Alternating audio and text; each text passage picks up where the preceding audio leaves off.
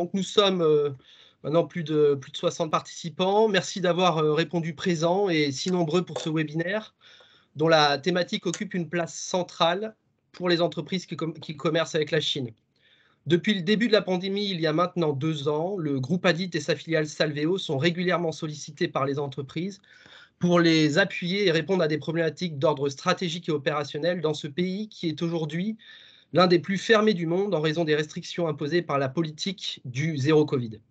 Depuis le début de cette année, nous assistons à une reprise de l'épidémie en Chine avec le variant Omicron, au confinement total ou partiel de villes importantes comme Xi'an puis Shenzhen, et depuis la fin du mois de mars, au confinement de Shanghai, ville de 24 millions d'habitants, soit l'équivalent d'environ 40% de la population française, poumon économique du pays, plateforme logistique de premier rang mondial.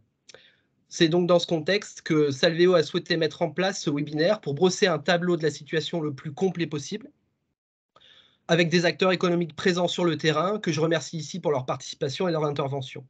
Tout d'abord, nous présenterons, donc tu peux passer à la slide suivante. Nous présenterons donc l'impact économique et perspectives de reprise, donc avec Pierre Moussy, délégué du chef de service économique régional basé à Shanghai, suivi de la présentation de la situation du fret en Chine avec Basile Ricard, directeur des opérations Grande Chine de Bolloré Logistique. Ensuite, une présentation des mesures d'aide aux entreprises avec Grégory Lopez, International Business Officer, donc chez Salveo Chine, et suivi de 2 témoignages terrain de 2 dirigeants d'entreprises industrielles françaises implantées en Chine, avec Mathieu Barraud, directeur général de Valorec Tienda Chine, et Olivier Chaperon, directeur général de Somfy Nanchun. Enfin, nous terminerons par une session de questions-réponses. Dans la mesure du temps restant, nous reprendrons les questions des participants qui pourront être adressées aux intervenants dans le chat en ligne. Voilà, n'hésitez pas donc à poser vos questions au cours des interventions. Nous les reprendrons au fur et à mesure. Merci de veiller à ce que vos micros soient désactivés donc pour la bonne tenue de cet événement. Nous pouvons maintenant aller dans le vif du sujet avec Pierre Moussy. Merci. Bonjour à tous et merci à Salveo pour l'organisation de ce séminaire. Je vais rentrer directement dans le vif du sujet avec l'impact économique et les perspectives de reprise de ce lockdown à Shanghai. Ce que vous voyez sur la diapositive, c'est la courbe des cas à Shanghai uniquement, hein, avec une pointe vers mi-avril à environ 28 000 cas et puis une descente ensuite relativement régulière. On est à peu près à un peu moins de 5 000 cas aujourd'hui à Shanghai. On pourra revenir sur le détail sur la courbe si ça vous intéresse, mais ce que je voudrais souligner, c'est que d'abord, ce lockdown a été un choc puisqu'il a longtemps paru assez improbable pour beaucoup de monde ici à Shanghai. Ce qui ne veut pas dire que donc quand il a commencé véritablement à Pudong le 28 mars, ça a été quand même un choc pour l'ensemble de la communauté. Ce qui ne veut pas dire que les entreprises n'étaient pas préparées, hein, elles avaient toutes préalablement regardé le sujet du closed loop, c'est-à-dire le fonctionnement en circuit fermé, qui est ici la solution adoptée par les entreprises et les administrations aussi d'ailleurs, pour pouvoir continuer à fonctionner. Il n'est pas toujours possible ce closed loop et ça c'est bien vu, donc suivant les différents cas, avec des difficultés pour les entreprises à organiser les dortoirs ou l'hôtel, la cantine sur place pour les ouvriers qui sont en circuit fermé sur l'usine. Donc des situations très différentes d'une entreprise à l'autre et qui expliquent la différence de situation maintenant de ces entreprises au redémarrage. Le nombre d'entreprises arrêtées ou en circuit fermé est en réalité pas connu, puisque Non, on reste sur la slide précédente, Grégory, s'il te plaît. Voilà, le nombre d'entreprises arrêtées n'est pas connu, puisque les autorités chinoises ne publient pas ce chiffre, donc on peut juste avoir des estimations, mais elles sont très approximatives. Ce qu'on peut dire clairement, c'est que dans le domaine du commerce, l'activité s'est effondrée à partir de début avril. Fin mars, elle avait commencé à ralentir, mais elle s'est véritablement effondrée. Et dans l'industrie, il y a pareil, il n'y a pas non plus de chiffres très précis qui sont publiés, mais le service économique ici estime, en fonction des différentes sources d'informations que nous avons eues, que l'activité des entreprises en circuit fermé était ralentie de l'ordre de 20 à 50% de la capacité normale au mois d'avril, pour celles qui sont donc à Shanghai en circuit fermé. Slide suivante, s'il te plaît. En dehors de Shanghai, dans le delta du Yangtze, donc dans les 3 provinces qui sont autour de Shanghai, la situation est très différente. D'abord parce qu'elles ont été moins touchées, avec beaucoup moins de cas, environ maximum 130 cas par jour dans le Jiangsu. Donc beaucoup moins touchées et beaucoup moins de lockdown, à part 2 villes qui ont subi un lockdown à peu près semblable à celui de Shanghai, qui sont les villes de Kunshan et de Taicang, où il y a beaucoup d'entreprises, une très forte filière de fournisseurs du secteur automobile et du secteur électronique, et donc particulièrement touchés. Mais globalement, ce qu'on peut dire, c'est qu'il y a eu quand même nettement moins d'incidences sur le delta du Yangtze. Le transport routier, par contre, a été très perturbé. Notre collègue de Bolloré nous en parlera, mais on estime, donc vous avez ici un graphe où on voit qu'à Shanghai, il a baissé à peu près de 80%. Même chose d'ailleurs dans le nord de la Chine, à Jilin, et qu'au niveau national, ça s'est répercuté par une baisse également, donc de l'ordre de à peu près 20%. Dans la province du Jiangsu, qui est limitrophe de Shanghai, on estime que le trafic a baissé environ de 40%. Les mesures sanitaires au niveau local ont beaucoup empêché l'activité économique, puisque le transport routier a été bloqué notamment à cause de ces mesures. Ce qu'il faut comprendre, c'est qu'en Chine, malgré les directives qui viennent d'en haut sur la politique zéro Covid, c'est l'échelon local qui décide des mesures sanitaires et qui met en place ces mesures, parfois très sévères, même s'il y a peu de cas, et ce qui fait qu'en fait, c'est un élément qui a bloqué à la fois le trafic, la logistique routière, mais aussi l'intégrité des chaînes d'approvisionnement. Donc les chaînes d'approvisionnement étaient très perturbées, ce qui pour la région est quand même quelque chose d'assez significatif, puisque c'est précisément la force du delta du Yangtze d'avoir tout un écosystème très performant d'entreprises qui sont fournisseurs. Et donc cette chaîne d'approvisionnement qui fait la force de Shanghai et de sa région a été finalement empêchée avec ce lockdown de Shanghai et de la région. Slide suivante, s'il te plaît, Grégory. À Shanghai même, le redémarrage est en cours, puisqu'on a atteint le pic donc mi-avril. On pense que le processus de redémarrage, dont on ne connaît pas précisément les détails, en tout cas de déconfinement, dont on ne connaît pas précisément les détails, on pense que ce processus va se dérouler au cours du mois de mai. Pour l'instant, le dispositif qui a été mis en place, c'est un système de ce qu'ils appellent les listes blanches de redémarrage, qui sont en fait des listes d'autorisation des entreprises à travailler.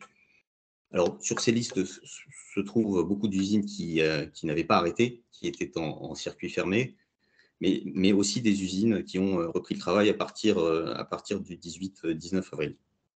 La première liste est de 666 entreprises, essentiellement concentrées sur le secteur de l'automobile, puisque c'était en fait l'une des craintes des autorités, l'un des déclencheurs en quelque sorte de ces mesures, c'est que des voix avaient commencé à s'élever dans toute la Chine, dans le secteur automobile, pour avertir qu'on se dirigeait vers une crise majeure de ce secteur en raison de tous les fournisseurs et clients sur l'ensemble de la chaîne d'approvisionnement qui étaient impactés par les difficultés à Shanghai et dans sa région.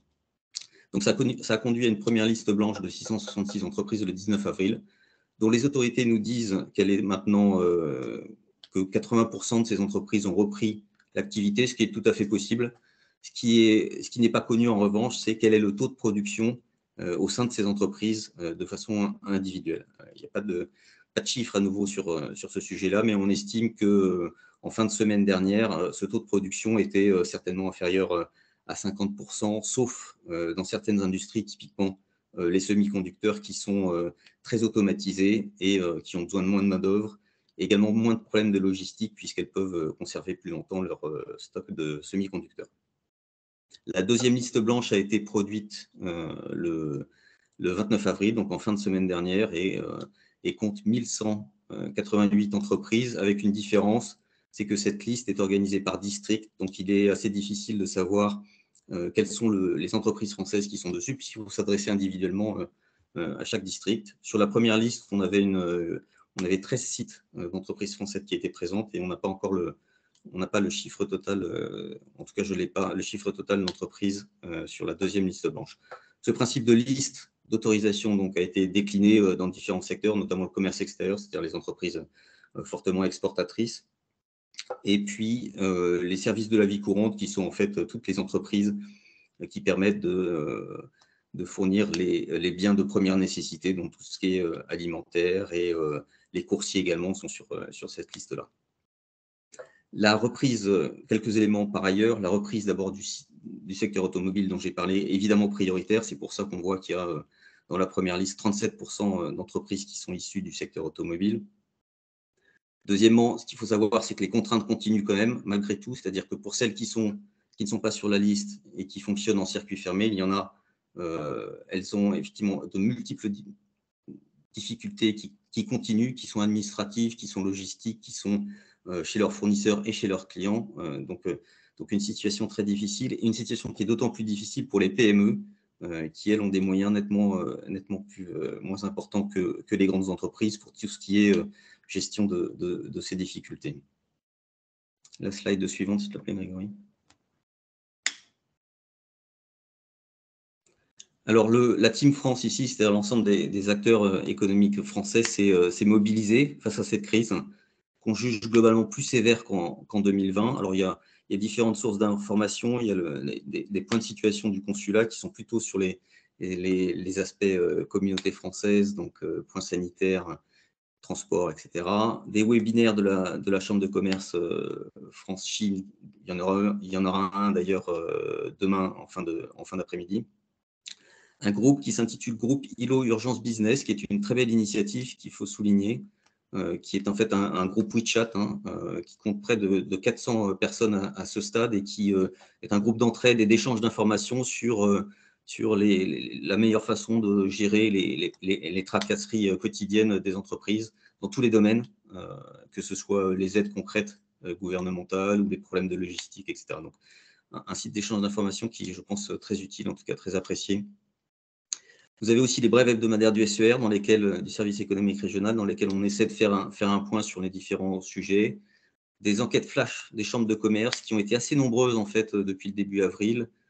Et il y en a une d'ailleurs dont les résultats sont publiés aujourd'hui, qui est la Chambre européenne, en ce moment même, est en train de publier les résultats de son enquête flash, donc ça sera très intéressant. Et puis un autre mode d'intervention, ce sont les interventions individuelles du service économique. Donc je suis intervenu à plusieurs reprises auprès des autorités pour aider certaines entreprises à redémarrer dans des cas critiques, notamment lorsque leur activité pouvait avoir un impact sur des chaînes de production en France. Je vous montre ici un petit graphique qui est l'impact sur le revenu des différentes entreprises. C'est une enquête qui a été faite par la Chambre de commerce italienne, qui a été publiée en fin de semaine dernière, et on voit clairement que si on comptabilise tous les barres rouges, ça veut dire que ce sont toutes les entreprises dont le chiffre d'affaires va diminuer de plus de 20% suite à cette crise du Covid. Et on voit qu'il est d'abord, elles sont toutes à peu près concernées, et puis ça peut concerner la majorité des entreprises, par exemple dans le secteur des services aux consommateurs, ou dans d'autres, dans le secteur des biens de consommation. Donc un impact très sévère. Slide suivante, Grégory, s'il te plaît. Voilà, sur l'impact économique de la crise. Pour l'année 2022, il est encore difficilement prévisible. D'abord parce qu'on n'a pas les chiffres du mois d'avril, on a les chiffres du mois de mars sur le PIB. Alors les banques, d'une part, le gouvernement chinois, lui, continue de maintenir son objectif de croissance, qui est de 5,5% en 2022. Les instituts financiers et les banques ont commencé à réviser leurs prévisions, mais pas toutes. Il y a des débats entre économistes. Certains considèrent que le gouvernement parviendra à atteindre son objectif de 5,5. D'autres ont commencé à modifier leurs prévisions à la baisse. En général, quand on regarde les différentes prévisions, il y a environ, les banques considèrent à ce stade qu'il y a entre 0,3 et 0,8 points de croissance en moins dû à cette crise. Mais ça, c'est à fin mars, et donc il faudra voir quelle est la situation en avril et puis au deuxième trimestre. Ce qu'on peut dire, c'est que pour le premier trimestre, il y a eu déjà alors le premier trimestre, de façon générale, a été plutôt réussi pour le PIB chinois, avec une croissance de plus 4,8%. Donc c'était plutôt une bonne surprise, mais en mars, il y a eu déjà une contraction de la consommation avec moins 3,5% de consommation. Et ces chiffres sur Shanghai sont assez naturellement beaucoup plus pessimistes, puisque dans le retail, on a sur l'ensemble du trimestre une baisse à Shanghai même, et puis une baisse très forte au mois d'avril avec, j'ai dû mettre moins 18,9% en mars. Même chose dans le secteur de l'alimentation et de l'hôtellerie avec une baisse de 39%, et y compris la production industrielle qui, dès le mois de mars, a commencé à se contracter à Shanghai avec moins 7,7%. Donc un effet à Shanghai qui est manifeste dès le mois de mars. Voilà ce qu'on peut dire actuellement. On n'a pas encore les chiffres d'avril, on les aura à peu près à mi-mai, mais il faut clairement attendre le mois de juillet pour avoir l'ensemble du deuxième trimestre et voir comment la reprise ou le redémarrage du mois de mai et à quelle vitesse il va se faire et quelle va être en fait la reprise effective. Slide suivante, s'il te plaît, Grégory. Voilà, les conclusions, c'est qu'en fait, pour ce qui me concerne, je vois quatre grands éléments. D'abord, la gravité de la crise, c'est un constat qui est assez largement partagé dans la communauté d'affaires, que ce soit la communauté d'affaires étrangère ou chinoise. D'ailleurs, les prises de position des grands patrons chinois n'ont pas manqué dans ce domaine-là. Ensuite, pour les entreprises françaises ici, c'est clair, la priorité, c'est clairement le redémarrage ou la poursuite de l'activité, évidemment, pour celles qui ont déjà redémarré, qui sont en circuit fermé, et puis la préservation de la trésorerie, notamment pour les PME qui risquent d'être assez fragilisées par cette crise. Pour les entreprises européennes, globalement, sont très prudentes sur la période de post-confinement, notamment parce qu'elles ne savent pas exactement dans quel sens si la consommation va repartir fortement ou pas, puisque les consommateurs chinois risquent d'être prudents. Et puis, par ailleurs, la demande qui est adressée à la Chine depuis l'extérieur risque également d'être assez perturbée, notamment par la guerre en Ukraine et ses conséquences. Donc, il y a une certaine prudence sur la reprise de l'activité et probablement, personne n'anticipe qu'elle sera aussi rapide qu'en 2020, la situation étant très différente. Et enfin, la politique de zéro Covid, tout le monde est d'accord sur le fait qu'elle va peser sur la confiance des entreprises étrangères sur différents aspects, investissement, ressources humaines, les chaînes d'approvisionnement, la stratégie également de ces entreprises. Mais il est un peu trop tôt pour en tirer des conclusions très fermes. Simplement, le fait que cette question se pose est en soi un élément nouveau. Voilà pour ce qui me concerne. Et je repasse la parole à Grégory et Philippe. Voilà, merci Pierre pour la présentation. Donc nous suivons avec Basile sur la présentation du fret en Chine. Merci Philippe. Bonjour à tous. Basile Ricard, je dirige les opérations du freight forwarding, donc de la commission de transport de Bolloré Logistique ici en Chine, à Shanghai. J'ai voulu mettre quelques indicateurs macroéconomiques, mais je pense que non, ils étaient encore plus clairs que les miens sur la présentation de Pierre. Je pense que j'attirais juste votre attention en effet, le premier trimestre a été fort en termes d'économie chinoise et il s'est ressenti aussi en termes d'exportation et en termes de volume géré, surtout au port de Shanghai, qui reste un bon étalon de ce qui se passe en Chine en général. Shanghai, en termes de volume de containers, c'est le premier port du monde, en sachant que le deuxième port du monde, c'est Ningbo, donc le port du Zhejiang qui est adjacent à Shanghai. Évidemment, pour le moment, on n'a pas encore les chiffres du mois d'avril, mais on estime que le lockdown à Shanghai impacte d'environ 40 à 50% des volumes par rapport à avril 2021. Donc le mois d'avril 2022, on devrait à peu près avoir une baisse de 40 à 5% d'activité en termes de volume transporté en entrée et en sortie du port de Shanghai. Alors, on peut voir les choses de chaque côté. Et non, Sophie, le deuxième port container est Ningbo. Singapour se positionne bien avec les vracs qui ne sont pas forcément gérés à Shanghai et Ningbo. Donc, c'est des statistiques un peu spéciales. Donc pour revenir à ça, 40%, 50% de réduction, c'est pas zéro, mais c'est énormément de réduction quand même. Donc ça veut dire qu'il y a quand même des choses qui fonctionnent. Donc c'est préoccupant et on va voir je vais essayer de vous expliquer dans les prochaines slides ce qui change par rapport à la situation qu'on a pu connaître en 2020, en 2021 et où sont les points de blocage.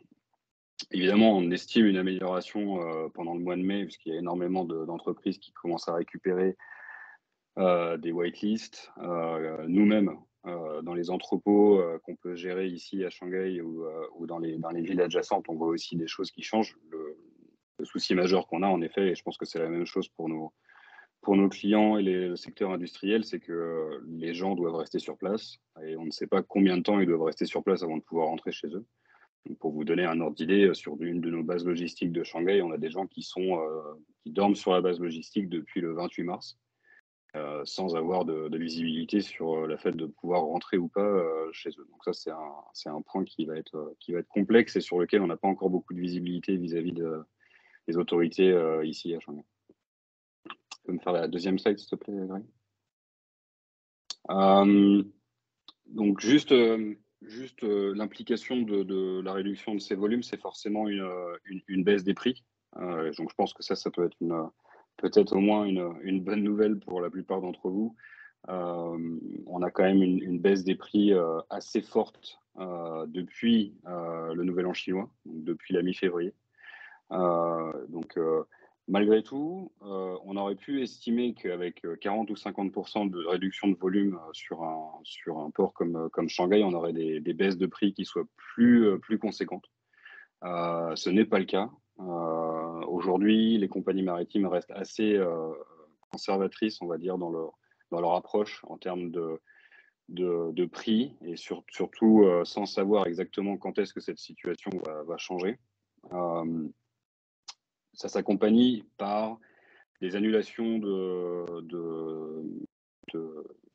sailing, pardon.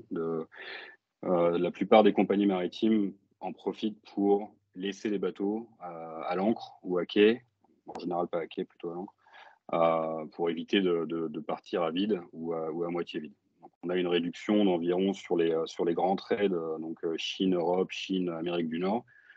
Sur le mois de mai, on estime qu'on aura entre 10 et 20% d'annulation de bateaux, et donc une capacité qui se réduira d'autant. La difficulté qu'on peut tous avoir aujourd'hui, c'est la visibilité sur l'annulation.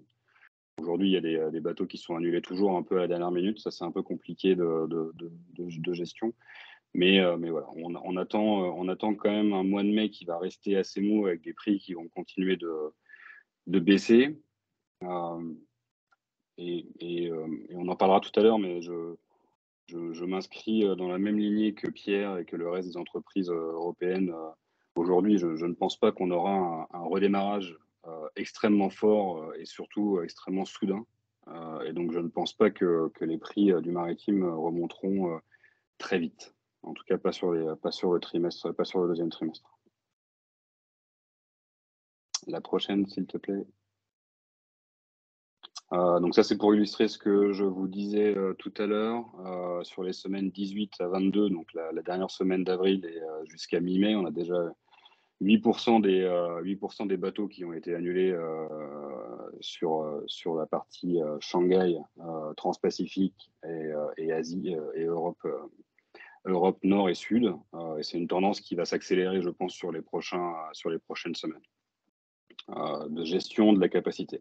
Encore une fois, il faut toujours se souvenir, et on en parlait il n'y a pas si longtemps que ça, 80% des volumes containerisés maritimes sont gérés par les 10 plus grosses compagnies maritimes mondiales, qui sont elles-mêmes organisées en 3 alliances. Donc là, si vous voulez, sur le petit graphe, 2M, Ocean Alliance et The Alliance. Ces trois organisations se partagent les bateaux, se partagent les volumes, etc. Sur les plus grands trafics.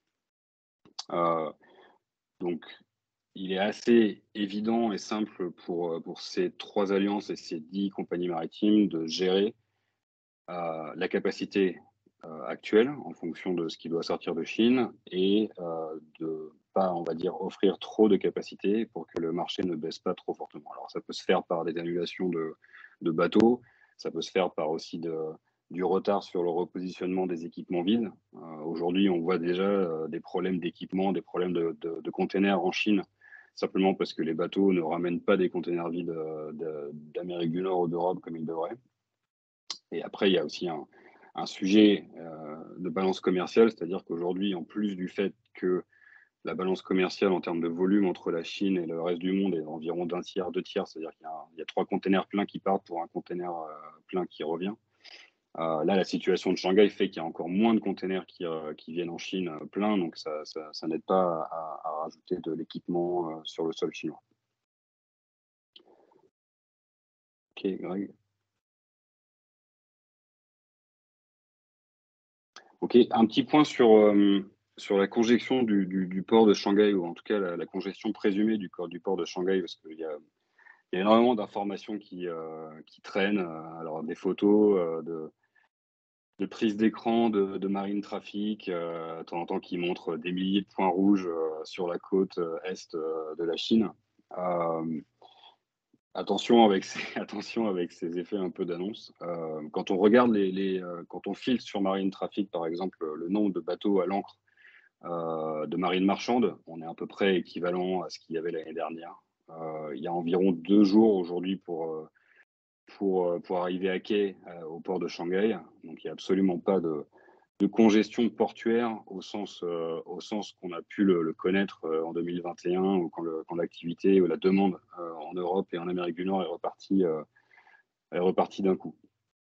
Évidemment, quelques congestions à Ningbo, parce que beaucoup de cargo a été transféré de Shanghai vers Ningbo, mais honnêtement, le souci n'est pas en mer.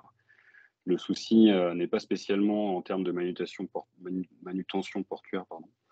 Le souci, comme Pierre le disait, c'est un souci, 1, de production, 2, de transport routier entre les sites de production et l'accès aux terminaux portuaires. La même chose pour les terminaux aériens, etc. La bonne nouvelle, c'est que une grosse partie de ces entrepôts qui recevaient du cargo commencent à être de nouveau sur les whitelistes, et donc on commençait à pouvoir opérer à Shanghai, qui va un peu décongestionner Ningbo. On attend qu'il y ait une régulation claire de passe pour le transport routier. Ça, c'est vraiment la chose qui anime en tout cas les unions et les syndicats de transporteurs en Chine, c'est d'avoir un pass qui puisse être applicable partout, pas seulement à Shanghai, mais dans les différentes provinces, dans les différentes zones économiques ou dans les différentes zones industrielles.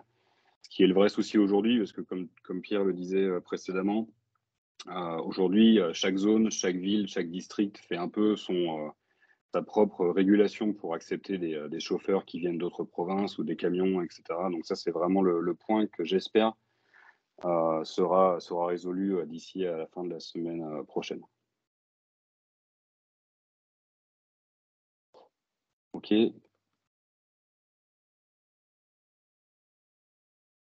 Un peu de prospective, parce que je pense que c'est ça qui nous intéresse tous aujourd'hui. Donc, comme on l'a dit, la plupart des blocages aujourd'hui, quand on parle de la supply chain dans son ensemble, c'est surtout l'accès et le fait de pouvoir être chargé ou déchargé dans les entrepôts ou dans les usines. C'est vraiment le point bloquant aujourd'hui. En ce qui concerne un possible retour de flamme, la question est importante, parce qu'on pourrait se dire, en effet, quand Shanghai va rouvrir, on va se retrouver avec énormément de bouchons dans tous les sens du terme, des bouchons routiers, des bouchons en termes d'espace sur les navires, sur les avions, etc. Honnêtement, de mon point de vue, en tout cas, c'est un point de vue plus personnel, j'ai du mal à croire qu'il y ait une reprise d'activité si forte et si simultanée pour tous les acteurs de Shanghai, qu'on ait un vrai problème, en tout cas sur le mois de mai et le début du mois de juin, à ce niveau-là, en termes d'espace, de capacité. Contrairement à ce qu'on a vécu en 2020 et 2021, on n'a pas un choc de demande, on a un choc d'offres. On a un problème de production et un choc d'offres. Je pense que en plus de ça, le deuxième trimestre aurait été de toute façon assez mou en termes d'export de Chine vers l'Europe et l'Amérique du Nord en particulier, dû au fait de la guerre en Ukraine, dû au fait de l'inflation et dû au fait que traditionnellement les mois d'avril et de mai sont des mois assez calmes en termes de transport. En général, ça repart sur le mois de juin, juillet, qui correspondent à la reprise d'inventaire pour le deuxième semestre et les fêtes de fin d'année en Europe et en Amérique du Nord. Donc des blocages potentiels à prévoir, oui, et je pense qu'il ne faut surtout pas perdre de vue qu'aujourd'hui, les ports à destination en Europe et aux États-Unis sont toujours congestionnés. Que ce soit les ports d'Allemagne, de Hollande, de France ou de Belgique. Aujourd'hui, un bateau met entre 10 et 15 jours pour pouvoir arriver à quai sur un bateau en Europe du Nord, et la même chose sur la côte ouest ou la côte est des États-Unis. Alors là encore, il y a d'autres raisons à ça. Il y a eu beaucoup d'aléas climatiques sur les derniers mois sur ces régions-là, plus le fait qu'il y a des pénuries de chauffeurs de camions en Europe et l'inflation qui va avec.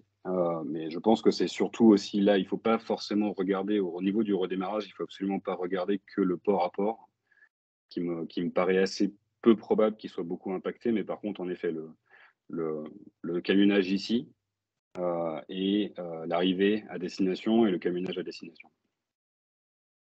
Ça, c'est des points assez importants qu'il faut absolument garder en tête. Aujourd'hui, pour vous donner un ordre d'idée, le transit moyen entre la Chine et l'Europe du Nord, il s'établit entre 30 et 35 jours de mer. Quand on rajoute tout de suite 15 jours pour arriver à quai et peut-être une dizaine de jours en plus pour récupérer les containers à destination, c'est absolument pas neutre par rapport au transport classique. Donc, ça veut dire que des cargos qui partiraient en juillet, au lieu d'arriver au mois d'août, arriveraient qu'au mois de septembre. Ça décale quand même pas mal de choses en termes de planification et de vente à destination.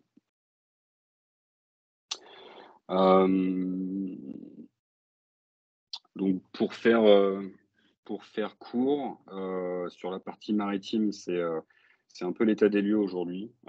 Je pense pas qu'il y ait spécialement d'inquiétude sur la partie transport à avoir. Je pense que la priorité aujourd'hui, c'est de pouvoir réouvrir les usines, réopérer correctement et pouvoir amener un camion du point A au point B. Je pense que quand les usines, les entrepôts seront en capacité de réouvrir, la logistique à Shanghai, en tout cas, sera en capacité de suivre. Ce qui nous inquiète pour le coup, par contre, sur cette partie-là, c'est les ricochets potentiels. C'est-à-dire que il n'est pas dit qu'une fois qu'on aura passé cette vague de Covid à Shanghai, on n'en ait pas une deuxième dans 2 mois, dans 3 mois ou dans 6 mois. On a des alertes à Pékin et à Canton qui nous inquiètent un peu.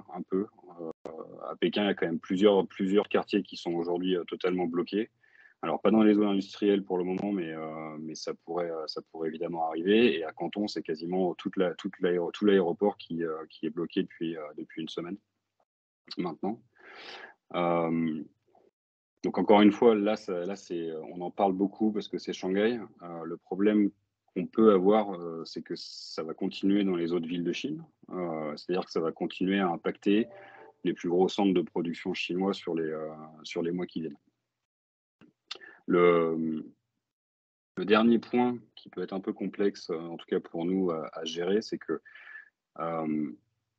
traditionnellement, si vraiment on avait des problèmes de capacité sur la Chine continentale, on avait encore des moyens d'envoyer du cargo, en tout cas du Sud Chine vers le Vietnam, d'aller à Hong Kong. Aujourd'hui, ces frontières-là sont très compliquées à traverser pour le fret.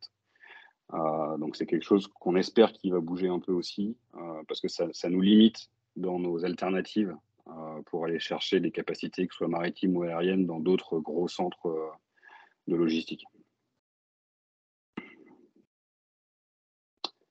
Ok, c'est pour la partie maritime. Tu peux aller à la prochaine slide, Grégory, s'il te plaît. Je vous ai fait un petit, comme vous le savez, depuis le début de, je sais pas comment on dit, l'opération spéciale, la guerre, on a le droit de parler de la situation terrible en Ukraine aujourd'hui. La plupart des services rail qui passaient tous par la Russie et par la Biélorussie euh, continuent de fonctionner. Aujourd'hui. Il n'y a pas de stop sur ce rail. Par contre, la plupart des entreprises européennes, dont nous et je pense une partie d'entre vous, préfèrent ne pas faire transférer du cargo depuis la Chine vers l'Europe en passant par la Russie. Donc il y a une alternative qui a été mise en place qui s'appelle la route du Sud, qui est un peu alambiquée, mais que je voulais quand même vous présenter parce que c'est toujours intéressant, qui passe par l'Azerbaïdjan avec un passage maritime entre Aktao et Bakou sur la mer Caspienne pour récupérer du rail ensuite par le sud de l'Europe ou par la Pologne. Donc ça, c'est des choses qui sont en train de se mettre en place. On a fait le premier train il y a une semaine maintenant, si je ne dis pas de bêtises. Un temps de transit qui me paraît long par rapport au maritime, mais ça reste quand même une alternative qui peut être intéressante pour ceux d'entre vous qui se posent la question de savoir s'ils veulent continuer à faire du transport ferroviaire entre la Chine et l'Europe et inversement. Voilà. Aujourd'hui, le fret ferroviaire entre la Chine et l'Europe est à peu près à 20% de ce qu'il était avant le conflit ukraino-russe. On est quand même sur des volumes qui sont complètement par terre. Avec des raisons qu'on comprend. Hein. Nous, on n'aurait pas pris. Bolloré Logistique a pris la décision assez rapidement d'arrêter le rail qui passait par la Russie et la Biélorussie pour éviter d'avoir du cargo bloqué en transit. En attendant aussi des sanctions européennes sur le rail russe qui sont en train de se durcir.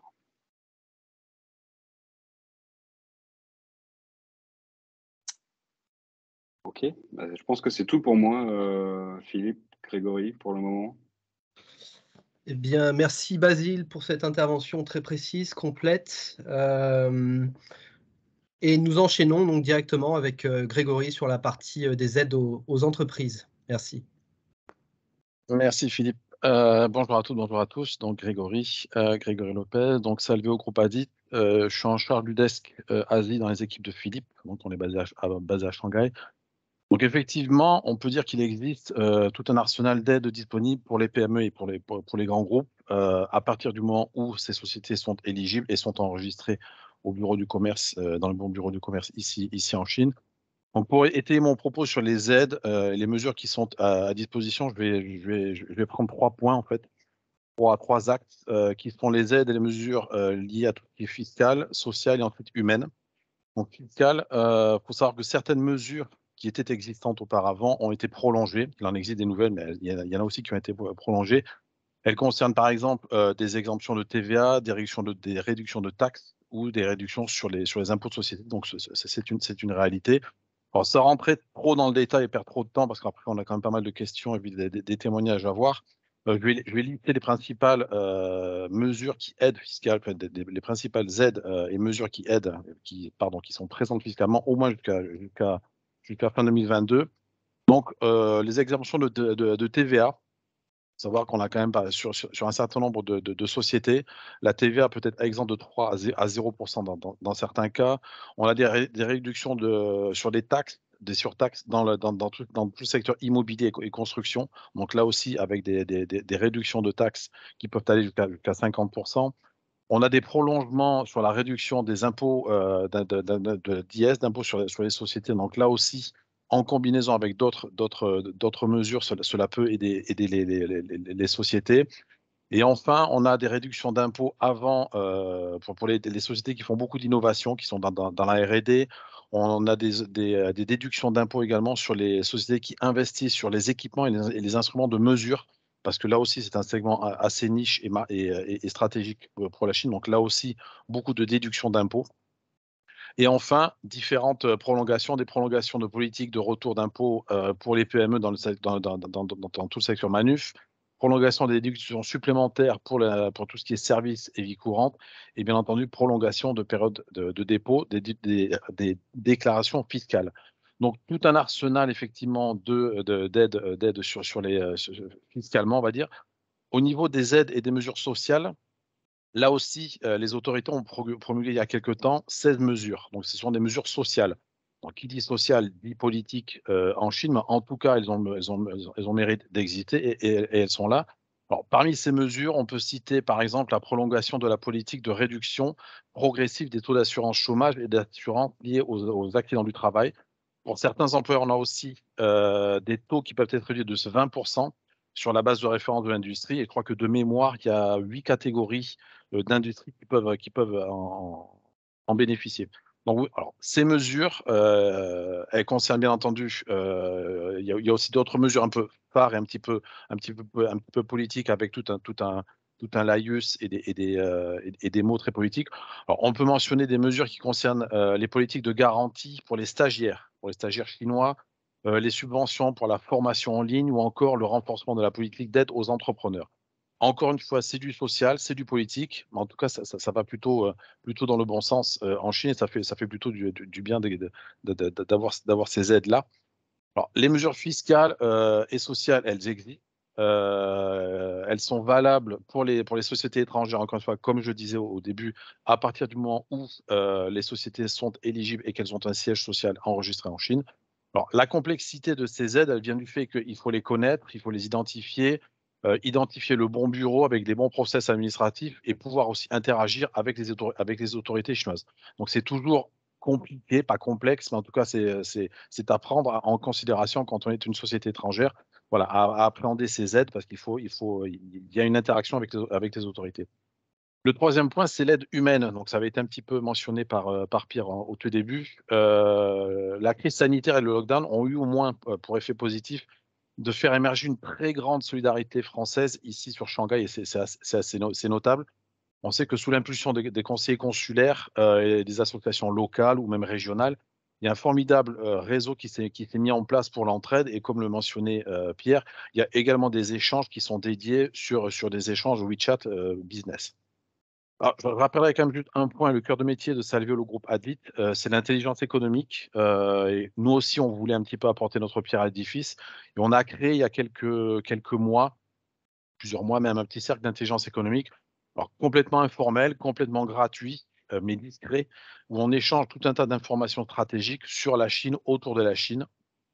Et on a abordé il y a quelques temps les problématiques de coupure électrique qui avaient lieu en Chine. Et là, la logistique, c'est la deuxième fois qu'on aborde ce sujet-là. Voilà, en tout cas, dans ce cercle, on est à peu près une 30, entre 30 et 40 sociétés. Alors, bien entendu, je peux citer Vallourec, Somfy et Bolloré qui sont présents aujourd'hui. Mais on a également la présence du consulat. On a des sociétés comme Veolia, Valeo, Pragma Industries, le SAP, Arkema, Saint-Gobain Industries ou même Total Energy. Donc voilà, donc on a mis en place ce petit cercle d'intelligence économique pour s'entraider, pour échanger de l'information. Voilà, on essaie de se rencontrer une fois tous les 2 mois autour d'une bonne table. On reste français, donc on aime bien manger avec si possible, une bonne bouteille. Mais là aussi pour partager, pour resserrer les rangs et pour partager de l'information un petit peu stratégique sur la Chine. Donc voilà rapidement un petit peu un petit panorama, encore une fois, qui n'est pas exhaustif, de l'ensemble des aides qui sont disponibles ici sur Shanghai. Merci Philippe. Merci Grégory pour cette présentation flash éclair. Je comprends que le temps avance vite. Il est déjà 9h50, 10h-10. Donc pour ceux qui souhaitaient avoir le détail en fait des slides sur les aides, pour aller dans le détail, nous enverrons de toute façon la présentation à l'ensemble des participants qui se sont enregistrés par mail sur la plateforme. Également, nous donnerons le contact si besoin pour aller dans le détail sur ces sujets. Voilà, donc si vous permettez, donc on avance. Et donc, on suit par les 2 témoignages, donc avec tout d'abord Vallourec, Mathieu Barraud. Merci Mathieu. Bonjour à vous tous, vous m'entendez? C'est bon, parce que petit souci de... Ok. C'est bon? Oui, c'est bon. Ouais. C'est bon. Ok, ça marche. Donc voilà, Mathieu Barraud, donc je suis le General Manager de Vallourec Tianda en Chine. Donc effectivement, très gros utilisateur de la logistique chinoise. Donc on va y venir. Voilà, bon, effectivement, nous on se qualifie comme étant des leaders sur les solutions tubulaires premium. Notre principal champ d'activité, c'est le forage, l'exploration, la production des puits pétroliers et gaziers. Vous allez voir ça juste après. Si tu peux aller sur la slide d'après. Voilà, quelques mots sur le groupe. Bon, Vallourec, si vous ne connaissez pas, c'est à peu près 17 000 personnes. On a environ 40 usines réparties dans le monde sur 20 pays et 5 centres R&D, France, Germanie, Brésil et USA. On avait le projet de construire un centre R&D en Chine juste avant le Covid. Bon, ça a été un petit peu remis à plus tard, on va dire, pour le moment. En termes de chiffres, donc nous, on est des producteurs d'acier, plus particulièrement de tubes en acier sans soudure. Les chiffres de 2021 que vous avez là, c'est 1,6 million de tonnes. Vous verrez juste après la répartition en fonction de nos régions et les interactions et donc l'importance de la logistique entre ces régions. Voilà, 2021, c'est environ 3,4 milliards de sales revenue et un EBITDA qui est à 500 millions d'euros. Le camembert que vous avez là, c'est le poids, la contribution des 4 grandes régions du groupe sur le résultat. Donc nous, la Chine, on appartient à la région Asia-Middle East, qui est la plus grande du groupe. Donc elle part, on va dire grosso modo, de Dubaï jusqu'à la Chine. Et donc on a principalement sur la région 4 grands pôles. Donc Dubaï, Abu Dhabi, Singapour et la Chine, en termes à la fois de zone de production et de clients. Arrive derrière l'Amérique du Sud, principalement le Brésil. On est très très présent au Brésil. L'Amérique du Nord. L'Europe qui survit encore dans ce monde-là et qui pèse un peu moins de 17%. Et ensuite, rest of the world, c'est principalement l'Afrique, puisqu'on a quelques implantations en Afrique de l'Ouest, essentiellement. Tu peux passer sur le slide d'après.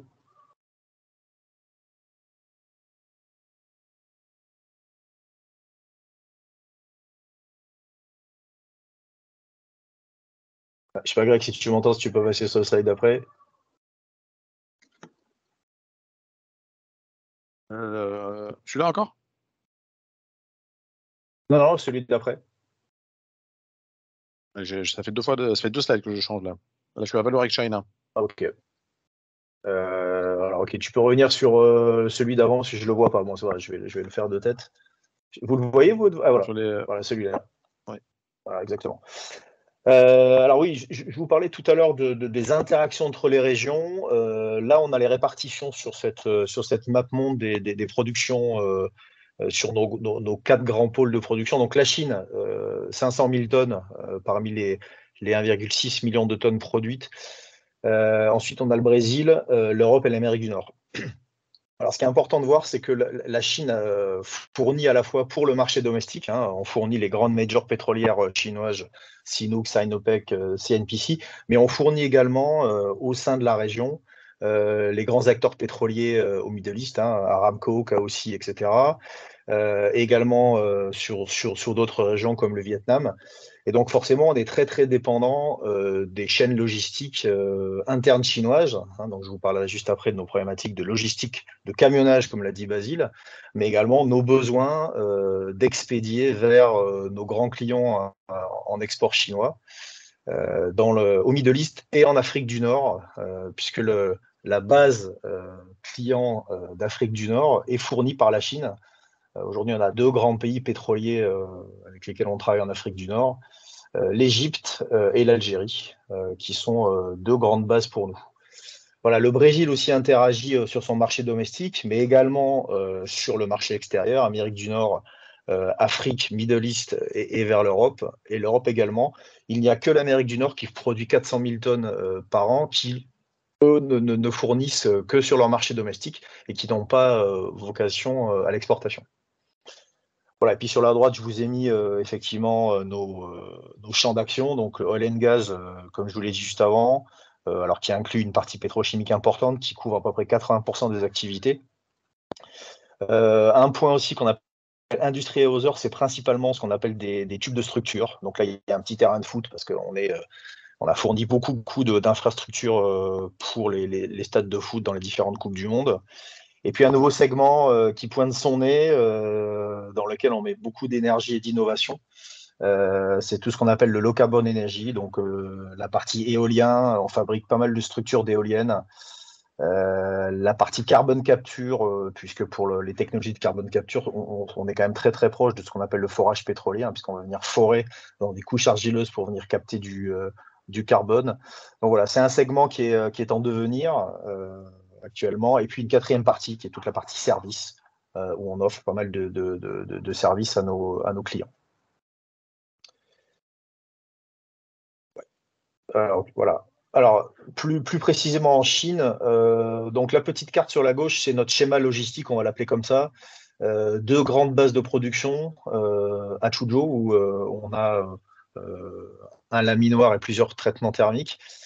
Changzhou, dans le Jiangsu, où là aussi on a 2 grosses unités, dont une forge et une usine de finition, et le port de Shanghai. Alors pourquoi ce schéma? Parce qu'aujourd'hui on utilise du camionnage principalement, et maintenant d'autres solutions par barge pour aller via le port de Chuzhou, le port de Nanjing et au port de Changzhou, puisque l'usine de Chuzhou fabrique la matière première qui est ensuite livrée à Changzhou pour les finitions. Et ensuite, on utilise maintenant aujourd'hui des solutions hybrides pour aller de Changzhou vers le port de Shanghai, alors soit en camionnage, soit en barge, enfin camion, barge, camionnage.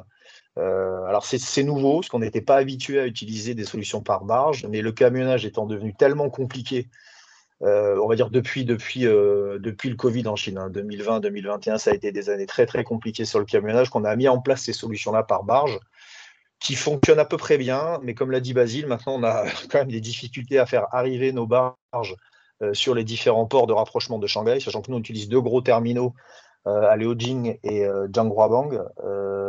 Là, les barges sont en file d'attente, puisque aujourd'hui, on attend, et c'est un petit peu distribué au compte-gouttes, les admissions de vaisselle au bursing. Alors nous, on utilise très très peu de containers. J'ai mis 20%, mais c'est un peu moins que ça. Nous, c'est principalement du vraquier, du break bulk, qu'on va charger pour nos destinations. Donc sur les 500 000 tonnes de production sur la Chine, c'est à peu près 50% pour l'export, 50% pour le domestique. Alors ça a varié un petit peu depuis le Covid. On fait quand même un petit peu plus de domestique que d'export, mais ça tend à se rééquilibrer sur 2022 et sur les prévisions 2023. Alors le chiffre important pour nous, c'est le chiffre qui est au milieu. Nos prévisions, c'est environ 125 000 tonnes par quarter de livraison. Aujourd'hui, on tape sur 2 Q1 et Q2 2022 entre 80 et 100 000 tonnes, ce qui fait à peu près moins de la moitié de ce qui était prévu. Principalement sur des problèmes logistiques, c'est que nos problèmes de production, on doit les ralentir, arrêter les laminoirs, puisqu'on n'arrive pas à expédier. Nos entrepôts, nos zones de stockage de produits finis sont complètement full pour effectivement des problèmes de camionnage sur le marché domestique. Nos clients chinois ont leurs entrepôts qui sont complètement full également, parce qu'ils n'arrivent pas, eux, à renvoyer sur les fils d'utilisation de nos produits. Donc on va dire qu'on est face à un engorgement généralisé de la logistique, à la fois du camionnage et du vessel. Alors Basile, je me suis permis de mettre le graphe là, qui vient de Vessel Value, qui montre le nombre de navires qui étaient en attente de chargement ou de déchargement à Shanghai. Alors ça date un petit peu, il doit dater de début avril, mais j'étais voir ce matin, il n'a pas beaucoup changé, qui montre effectivement qu'il y a beaucoup de navires qui sont en attente de chargement, déchargement aujourd'hui. Et pour nous, notamment sur l'export, c'est le problème du moment. Avec, alors le mot est peut-être mal choisi, mais cette congestion du port de Shanghai, ou pour le moins ce très fort ralentissement et cette acceptation au bursing des vraquiers pour nous, qui pose problème. Pour vous donner un ordre de grandeur, aujourd'hui, ce matin, j'ai fait le point avec mon équipe logistique, j'ai 127 barges en attente auprès des ports de rapprochement ou de chargement, puisque les barges en fait doivent attendre que les vaisseaux finaux soient acceptés au bursing avant d'arriver dans les ports. Donc c'est aussi une longue file d'attente sur les barges qui font nos transferts, sachant que nous, une barge, on met à peu près entre 2,5 et 3 000 tonnes dessus, pour vous donner un ordre de grandeur. Voilà, donc nous, on est toujours confronté à ce problème. C'est un vrai problème pour nous d'expédition, pour faire à la fois transiter nos produits en domestique, principalement par du camionnage, comme l'a dit Basile. Il y a une pénurie assez forte de camions, et cette problématique de très fort ralentissement des activités portuaires qui empêche nos livraisons, et on est confronté depuis fin avril à des annulations de navires, tout simplement, principalement parce que les armateurs n'arrivent pas à charger leurs vaisseaux et préfèrent, comme l'a dit Basile, les garder à l'ancrage et préfèrent ne pas les faire partir. Voilà le témoignage que je voulais partager avec vous sur nos problématiques logistiques, à la fois domestiques et à l'export. Eh bien, merci Mathieu. Et on enchaîne avec Olivier Chapon de Somfy. Bonjour à tous, merci là pour l'invitation et puis pour les différents intervenants et Mathieu pour le partage aussi du témoignage. Donc je vais faire un peu comme Mathieu, je vais parler un petit peu de Somfy là pour vous donner un petit peu d'éléments de contexte. Donc là tu peux passer Grégory s'il te plaît. Donc le groupe Somfy déjà, je ne sais pas si vous voyez le slide, le suivant. Alors, j'essaie de bouger les slides, ils sont bloqués là, hein, quitte pas. Ah.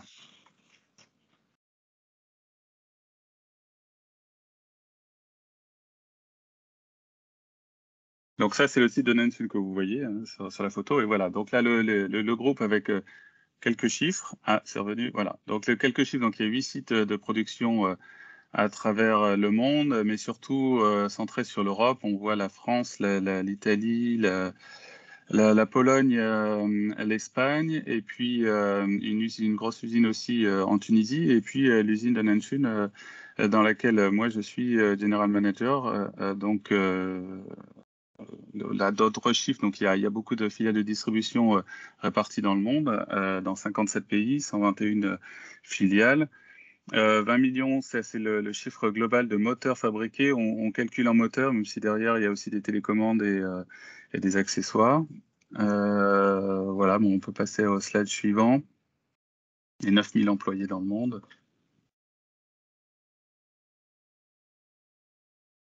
Donc ça, c'était pour le groupe. Et donc Nansun est une compagnie du groupe Somfy. C'est une jeune venture, mais à 95% avec un partenaire local qui a démarré en 2006 et qui est spécialisé dans les différents moteurs qui vont pour les applications de la maison. Donc des moteurs tubulaires, c'est en général pour des volets roulants ou des stores intérieurs, extérieurs.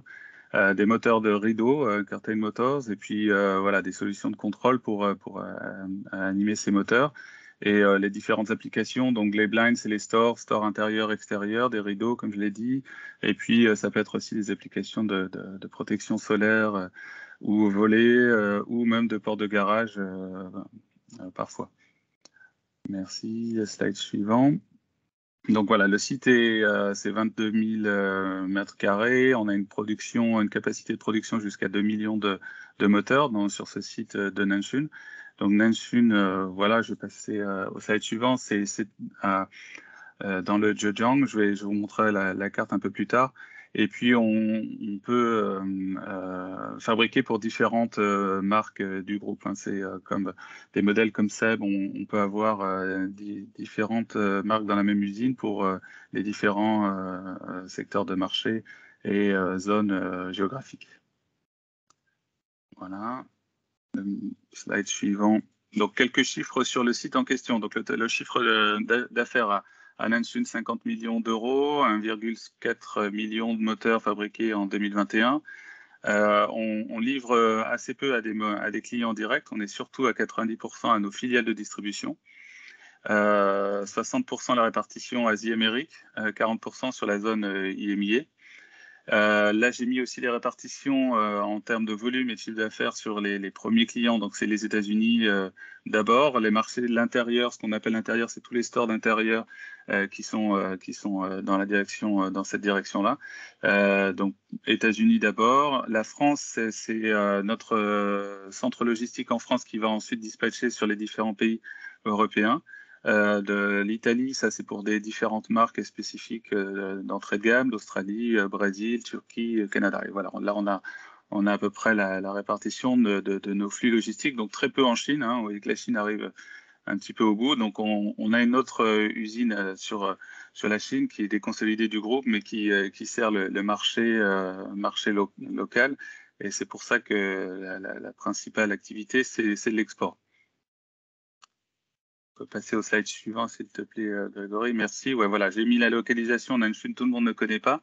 C'est une ville d'eau. Elle est dans le district de Ruzhou, qu'on voit sur la gauche. Et donc, c'est le Zhejiang.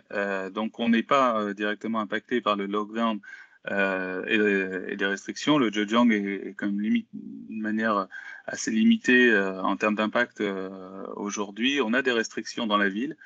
Et puis pour rebondir sur ce qu'a dit Basile tout à l'heure, c'est surtout des effets de camionnage, puisque les transporteurs ne vont pas jusqu'à la ville, parce qu'il y a des restrictions entre toutes les différentes villes, entre le port soit de Shanghai, de Ningbo ou les différentes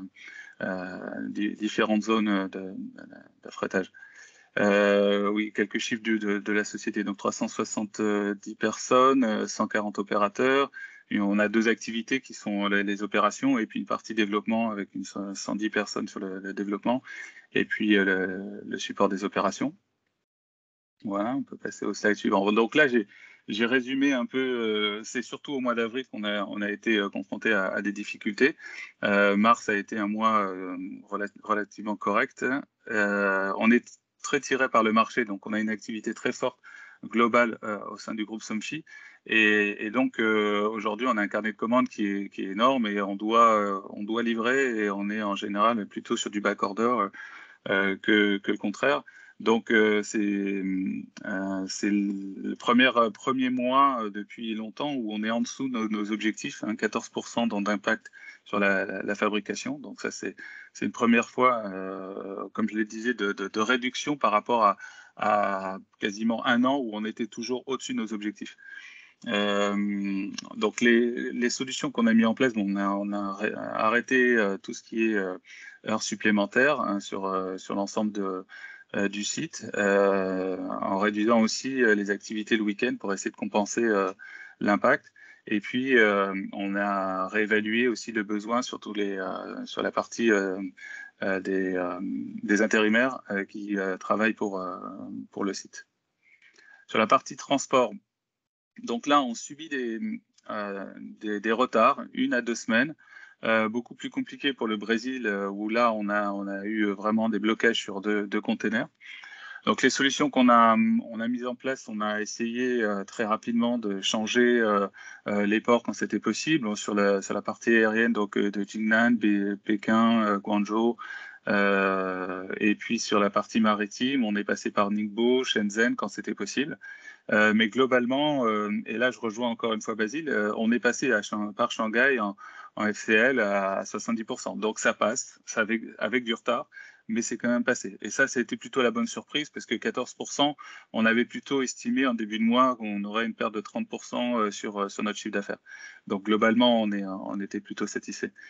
Sur la partie, on a prévu d'augmenter nos stocks, évidemment, parce qu'on continue à produire, mais on ne peut pas toujours expédier. Donc, on a nos finished goods, c'est le FG, c'est pour notre produit fini qui sont stockés sur place en attendant de pouvoir être transportés.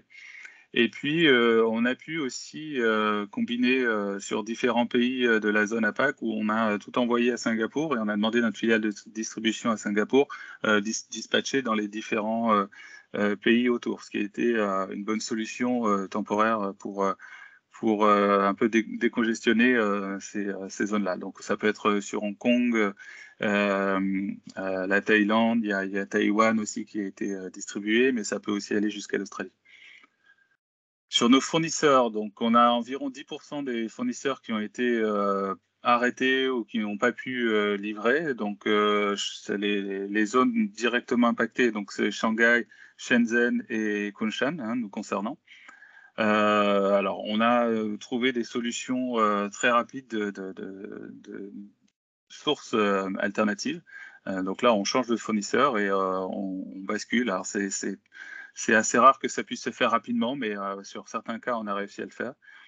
On a redémarré, on a augmenté notre safety stock pour pouvoir avoir plus de marge de manœuvre, et on est passé à plusieurs semaines, à 4 semaines là, de stock de nos fournisseurs. Et puis, on leur a demandé à nos fournisseurs aussi d'avoir 2 semaines. Donc ça, c'est des mesures après coup, donc c'est pas toujours efficace. Mais enfin, on prévient quand même un peu l'avenir aussi, notamment sur les retours de flamme, pour reprendre le terme qui avait été utilisé. Voilà, on a aussi demandé à nos autres sites du groupe là, de nous aider. On a réussi à se faire approvisionner sur des produits similaires depuis l'Europe en urgence quand c'était possible. Et puis, on travaille de manière très proche. On a environ 150 fournisseurs pour les opérations sur lesquels on leur demande justement d'avoir de la réactivité, des analyses de risque et puis des plans d'action. Juste pendant que j'étais en train de regarder, là j'ai reçu un mail d'urgence. Il y a un nouveau fournisseur qui vient d'être mis en lockdown dans la région de Suzhou et voilà, il va falloir qu'on trouve des solutions assez rapidement.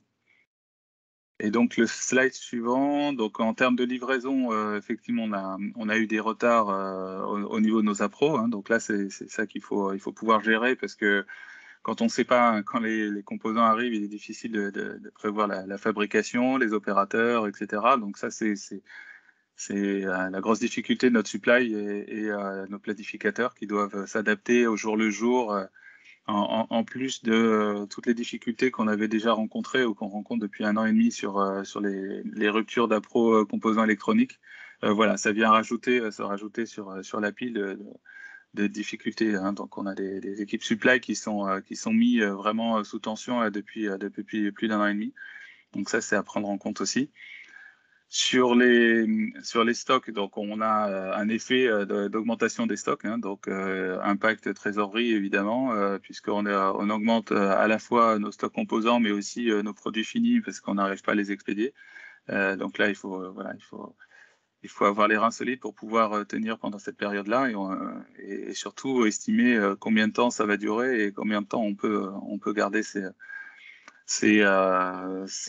surstocks. Voilà, donc la solution, là, il n'y en a pas beaucoup, à part expédier ce qu'on a fabriqué du mieux que possible. Donc, encore une fois, là, nos équipes sont dédiées à 100% pour pouvoir expédier. Sur la partie turnover, bon, je l'ai dit, hein, 14% d'impact. Encore une fois, la solution, c'est d'augmenter, d'accélérer au maximum tout ce qui est transport et expédition.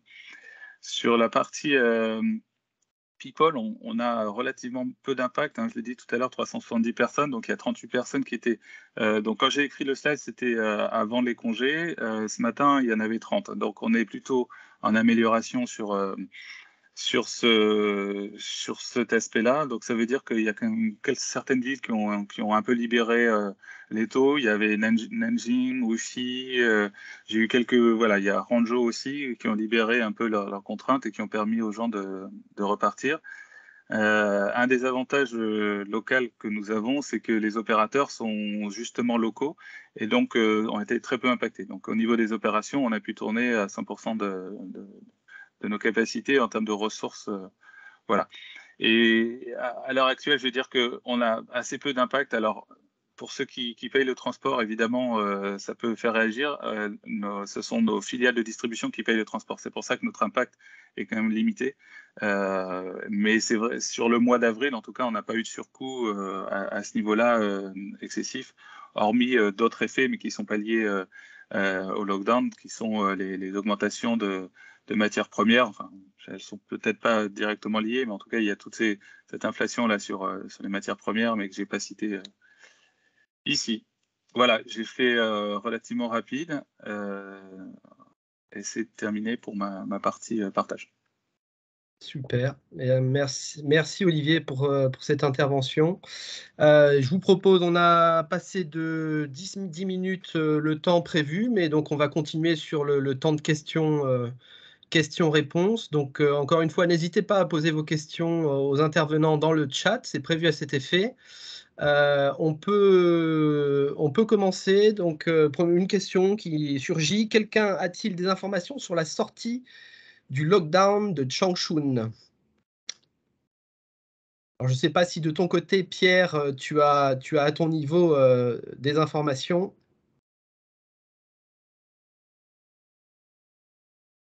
Il y a toujours là. Non, je suis désolé. Enfin, sur Changchun, j'ai pas d'informations, d'autant que c'est pas dans ma zone. Ouais. On parle du nord de la Chine. Donc, non, j'ai vraiment pas d'informations. Je peux parler de la sortie du lockdown de Shanghai. Voilà, j'allais rebondir sur la question, tout à fait. Mais dont on pense qu'il sera à la fois progressif, avec des îlots, avec des outils électroniques, permis de travail, permis de transport pour les chauffeurs, etc. Donc, on pense que ça va être un processus finalement assez lent, dont on n'a pas de calendrier pour l'instant et pas de méthode non plus d'ailleurs. Hein, c'est juste des supputations. Et puis par ailleurs, pour ce qui est de la région du delta du Yangtze, on pense qu'on va avoir une situation qui est une espèce de forme de balkanisation, mais je mets vraiment ce mot entre guillemets, c'est-à-dire des îlots qui fonctionneront différemment et qui vont essayer quand même d'être relativement de se protéger, donc d'éviter les transports entre eux. Voilà, donc typiquement une situation qui pourrait quand même continuer à ralentir le transport malgré les outils mis en place, notamment le pass pour le transport dont parlait Basile, je crois, au début, que tout le monde attend, mais on pense qu'il y aura à la fois un processus lent de déconfinement par petites zones et à la fois des zones qui vont essayer de faire en sorte des grandes zones, typiquement des grandes villes qui vont essayer de faire en sorte de ne pas avoir de contamination et donc peut-être de restreindre un peu encore, continuer à restreindre un peu le transport, la mobilité entre elles. Voilà. Votre sentiment sur une échelle de temps, est-ce que même si on n'a pas de calendrier, est-ce qu'on peut se projeter, avoir dans le temps, est-ce qu'on est plus sur une fin mai, mois de juin ou au mois de décembre?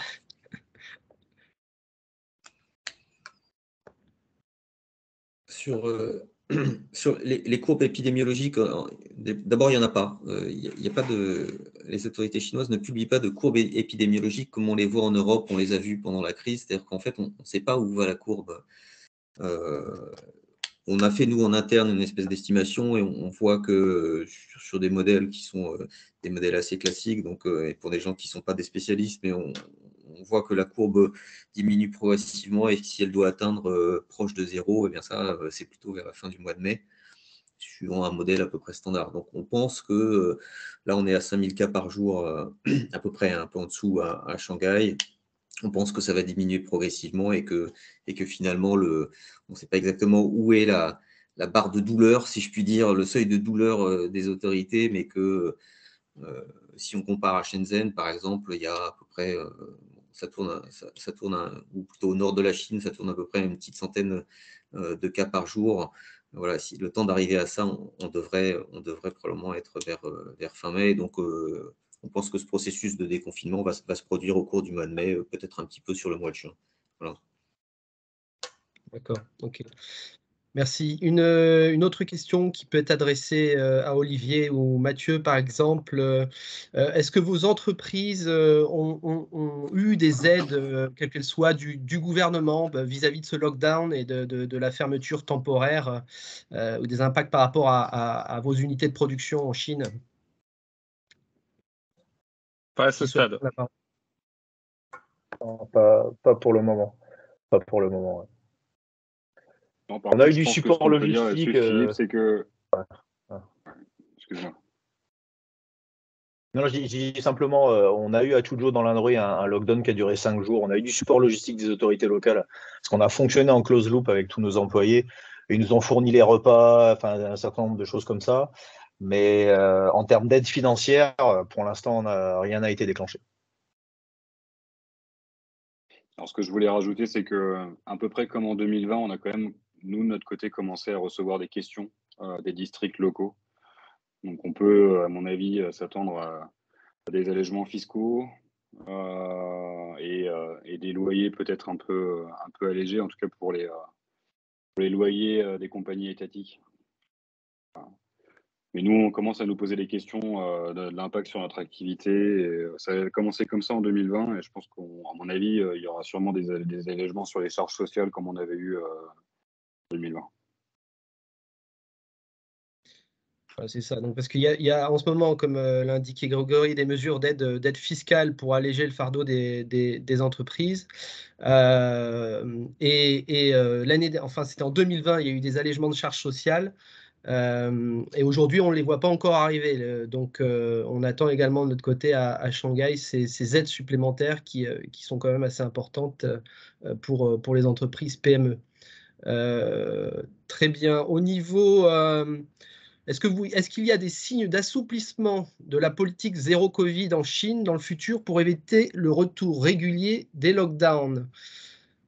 Alors, selon les informations que j'ai, et notamment des différentes interventions en lien avec l'ambassade, le consulat, apparemment, donc, il n'y aurait pas d'assouplissement prévu pour le moment de la politique zéro Covid, en tout cas jusqu'à la fin de cette année, et probablement pour début 2023. Pierre, je te laisse peut-être compléter si tu le souhaites.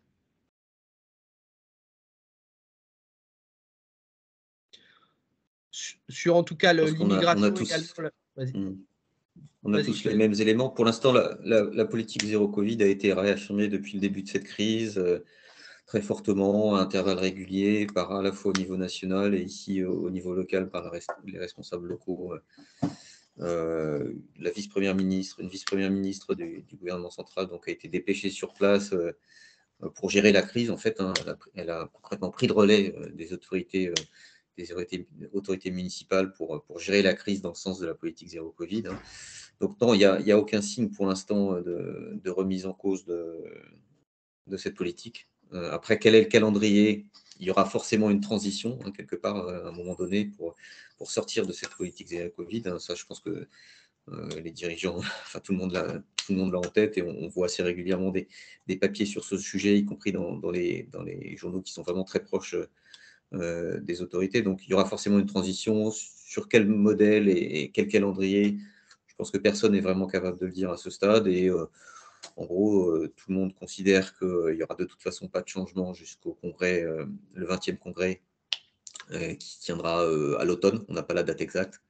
Et puis, il y a une période aussi qui va jusqu'au printemps 2023, qui est en fait la prochaine assemblée, les deux assemblées, où là, le nouveau gouvernement, en quelque sorte, est issu du 20e congrès et est mis en place. Donc, voilà, jusqu'au printemps 2020. Il se pourrait que cette situation dure jusqu'au printemps 2023 et que vraiment les changements ou la transition interviennent après cette date.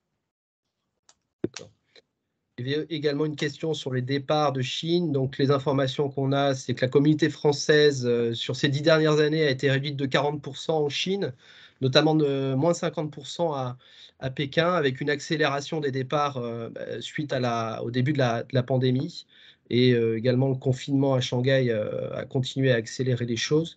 Et au niveau de la reprise des voyages en Chine pour les personnes qui viendraient de l'extérieur, pour le moment, il n'y a pas de changement dans la gestion également des mesures à l'entrée du territoire chinois. On est toujours sur des mesures de quarantaine, c'est 14 jours de quarantaine à l'hôtel, plus 7 jours chez soi et en observation. Et en fonction des villes, il y aurait quelques légères différences sur la durée des temps de quarantaine. J'ai eu une question là qui m'était adressée concernant les implantations, enfin l'implantation en Chine, et est-ce qu'elle est remise en question? Je vais déjà répondre pour moi. Aujourd'hui, non, c'est pas d'actualité. Si on prend un peu de recul, effectivement, ça a été un choc là, ce lockdown, parce qu'on n'y était pas préparé. Mais sur les 2 dernières années, c'est plutôt la Chine qui s'en sort bien par rapport aux autres sites du groupe qui ont été confinés aussi, à la fois en Tunisie ou en Pologne. La Pologne est impactée par les travailleurs ukrainiens, etc. Donc globalement, le groupe Somfy ne remet pas en cause l'implantation en Chine aujourd'hui. Mathieu, est-ce que tu souhaites compléter l'intervention d'Olivier? Non, nous, alors déjà, nous, on parle de très très grosses infrastructures, donc les déplacer, c'est pas possible. Non, nous, notre principal problème, c'est l'aspect logistique. C'est ce qui pourrait conduire le groupe à changer sa stratégie chinoise. C'est si effectivement les contraintes logistiques auxquelles on doit faire face aujourd'hui ne s'améliorent pas. Aujourd'hui, c'est absolument pas le cas. C'est très très compliqué de livrer nos clients. Donc, il peut y avoir potentiellement une redistribution des cartes, des volumes de production attribués à la Chine, Voilà, alors en 2022, non, mais pourquoi pas début 2023. D'accord. Et peut-être pour compléter également de notre côté, toutes les entreprises voilà, qui nous sollicitent aujourd'hui, on voit quand même que la Chine reste un marché attractif malgré les problématiques qu'on rencontre aujourd'hui, de par l'importance de son marché intérieur. Donc les entreprises souhaitent toujours, pour celles qui sont déjà implantées, rester sur place pour adresser ce marché, voire au-delà la région Asie-Pacifique. Et puis pour celles qui ne sont pas encore présentes, elles peuvent l'adresser directement en fait, en créant une structure locale avec différents moyens. Voilà, en tout cas, ce marché reste incontournable, on va dire. Et cette période, espérons-le, n'est que temporaire. Il faut avoir une vision sur le long terme. Voilà. Très bien. Je cherche d'autres questions. Alors, on avait une question également lors des inscriptions. Et puis, il y avait une question un peu plus haut au sujet des banques et de la facilité à recevoir les virements depuis l'étranger ou émis vers l'étranger. Est-ce qu'à votre niveau, vous avez eu connaissance ou est-ce que vous êtes sujet à ce type de problématique sur la réception de virements ou l'envoi de virements à l'étranger?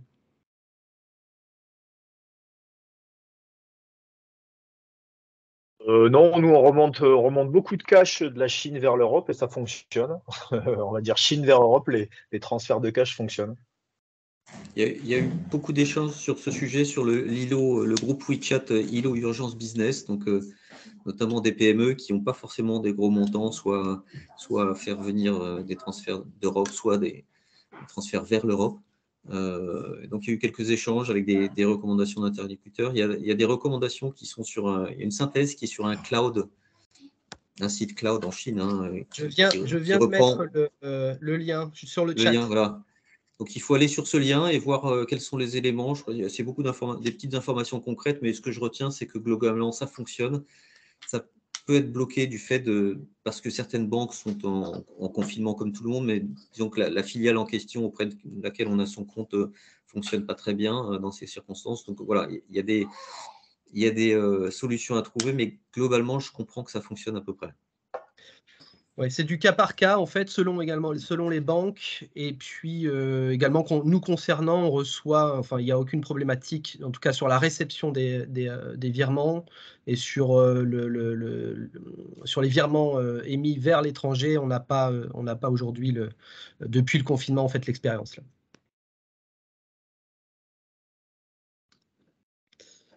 Très bien.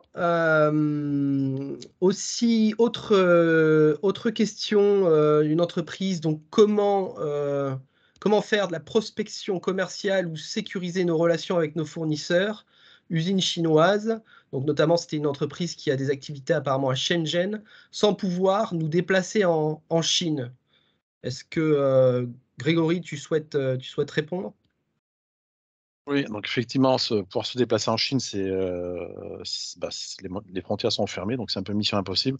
Donc il y a deux possibilités, ou vous le faites via votre structure locale, si vous en avez une, ou vous appuyez sur un partenaire comme Salveo qui est en capacité de faire de la prospection, qui est en capacité de gérer vos réseaux de distributeurs, qui est en capacité d'aller dans des salons et de vous représenter. Donc effectivement, faire la prospection, identifier un partenaire, gérer des distributeurs à distance, c'est compliqué. Il n'y a pas la possibilité, comme le disait Pierre, d'une ouverture avant au moins 2023. Donc si vous voulez anticiper un petit peu les choses, il faut le faire soit, encore une fois, soit avec votre filiale, soit par exemple avec Salveo, qui peut vous accompagner, qui peut vous sécuriser, parce qu'on a une démarche terrain, c'est-à-dire que quand on fait remonter les informations, on les a validées terrain, on n'est pas, entre guillemets, caché derrière notre écran à faire de la recherche sur les réseaux sociaux.